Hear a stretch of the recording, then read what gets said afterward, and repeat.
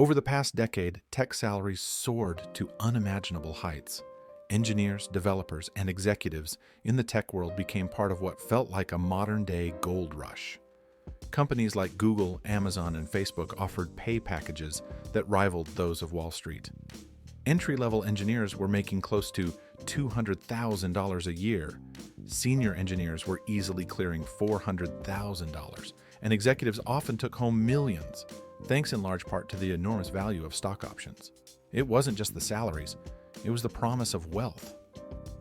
Stock options and equity in these companies meant that if you joined the right tech giant at the right time, you could see your stock grow by 5, 10, or even 20 times in value. Many early employees became multimillionaires seemingly overnight, as tech stocks surged throughout the 2010s. But fast forward to today, and the situation looks very different. Before we go on, make sure to hit that like button and subscribe. It's one of the best ways you can support the channel and help others find this video. After years of rapid growth and expansion, tech companies are facing a new reality. Revenues are slowing, and rising interest rates have forced companies to rethink their business models. Profitability is now the key focus, and that's where the cuts begin. The layoffs in technology just keep coming. The latest, Google cutting hundreds of jobs in its engineering, product, and hardware divisions. Over the past few months, the big tech companies announcing they will be eliminating more than 50,000 jobs worldwide. These cuts didn't happen overnight. They weren't always in the form of layoffs or salary reductions. The process was often subtle.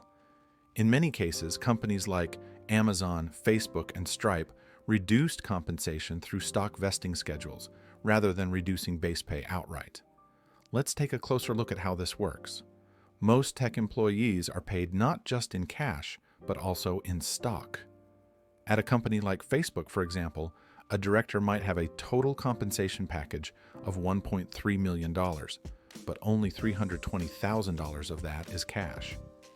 The rest comes in the form of stock that vests over time. Normally, this stock is spread out over 4 years, with employees receiving 25% of their stock grant each year. But here's the catch. Amazon, for instance, uses a backloaded stock vesting system. In the first year, an employee might only see 5% of their stock vest. In the second year, they receive 15%. It's only in the third and fourth years that the bulk of the stock vests, meaning many employees never stick around long enough to claim the majority of their stock compensation. This clever structure allows Amazon to reduce the real value of its compensation packages without having to announce salary cuts. At other companies like Stripe, stock packages are granted annually rather than all at once. If you work at Stripe, even if the company's stock triples in value, your stock grant for that year is based on the current value of the company, not on its growth over time. So, employees don't fully benefit from the company's overall performance, and their long-term compensation is often less than what it seems. Google also restructured its stock vesting schedule. In 2021, the company moved to a front-loaded system where a larger portion of the stock vests in the first 2 years. Initially, this seemed generous.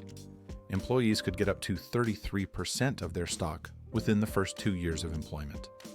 But this shift was designed to mask reductions in the total amount of stock employees received.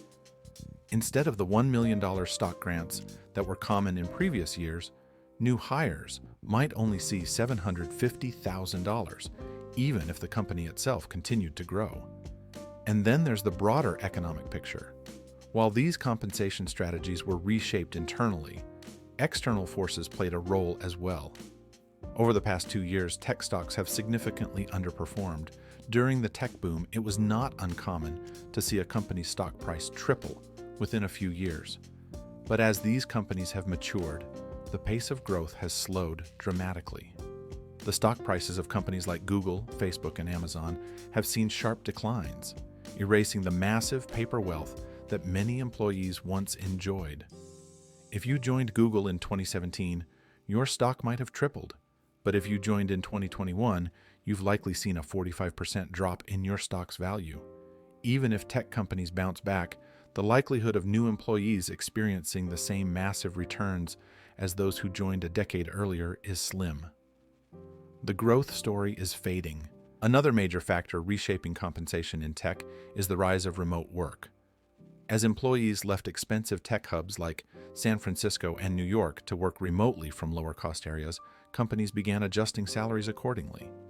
Google, for instance, slashed salaries for remote workers by as much as 25% in some cases. While this reflects the local cost of living, it also represents a significant reduction in overall payroll costs for these companies. Remote work has also shifted the geography of tech hiring. Companies are now actively recruiting in lower-cost regions, both within the U.S. and internationally.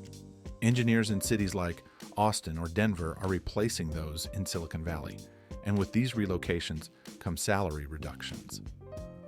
Global hiring has further driven down costs, as engineers in countries like India or Eastern Europe can be paid a fraction of what their U.S. counterparts earn, even while delivering the same quality of work.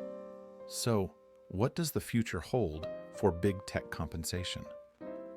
In the coming years, these cost-cutting measures are expected to significantly increase operating profits per employee. The days of growth at all costs are over. Today, tech giants are focused on streamlining, efficiency, and profitability. Stock options and compensation packages will likely continue to shrink as these companies mature. For tech workers, this marks the end of an era. While salaries in tech are still some of the highest in any industry, the days of the eye-popping compensation packages, million-dollar stock grants, and massive bonuses are likely behind us. The industry is evolving, and workers are adjusting to this new normal. Many tech workers are already leaving the giants in search of better opportunities at smaller startups and emerging companies. Instead of joining a massive company with complex stock vesting schedules and shrinking pay packages, they're choosing to build something new. These smaller companies might not offer the same upfront salaries, but they give workers the chance to make a real impact, and in some cases, build even greater wealth if the company succeeds. As the tech world enters this new chapter, it's clear that the golden age of big tech salaries has come to an end. The industry will continue to grow and innovate, but the Wild West days of astronomical paychecks are now part of history. The question is, will the next generation of tech talent be satisfied with this new reality, or will they forge their own path elsewhere?